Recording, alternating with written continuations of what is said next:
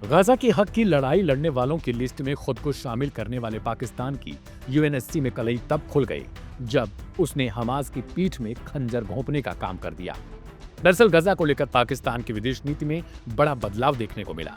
संयुक्त राष्ट्र सुरक्षा परिषद की बैठक में पाकिस्तान ने अमेरिका के उस प्रस्ताव के पक्ष में वोट डाला है जिसमें गजा पर हमास के नियंत्रण को समाप्त करने और क्षेत्र को अंतरिम प्रशासन के हवाले करने की योजना शामिल है। पाकिस्तान इस समय संयुक्त राष्ट्र सुरक्षा परिषद का अस्थायी सदस्य है और अध्यक्षता भी उसी के पास है।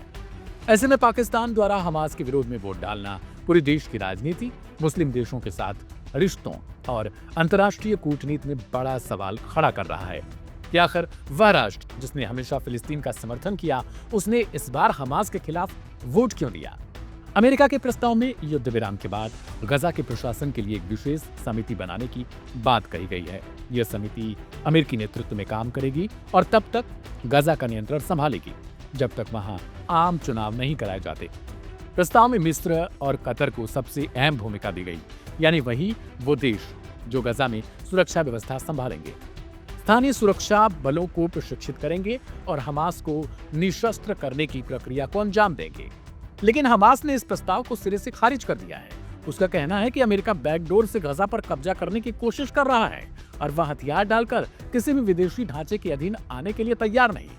इसके बावजूद पाकिस्तान ने अमेरिका के इस प्रस्ताव का समर्थन कर दिया। सवाल यह उठ रहा है, क्यों? विशेषज्ञ बताते हैं कि पाकिस्तान इस वक्त आर्थिक और भू राजनीतिक दबावों से घिरा पड़ा है। सऊदी अरब, कतर और मिस्र तीनों इस प्रस्ताव के समर्थन में हैं। ऐसे में पाकिस्तान अकेले विरोध में खड़ा नहीं हो सकता। इसके अलावा यह भी माना जा रहा है कि डोनाल्ड ट्रंप की वापसी के बाद पाकिस्तान अमेरिकी नीतियों के सीधे खिलाफ जाने का जोखिम नहीं उठा सकता। पाकिस्तान के स्थायी प्रतिनिधि असीम इफ्तिखार अहमद ने वोटिंग के बाद कहा, यह फैसला गजा में रक्तपात रोकने और बच्चों को बचाने की कोशिश में लिया गया।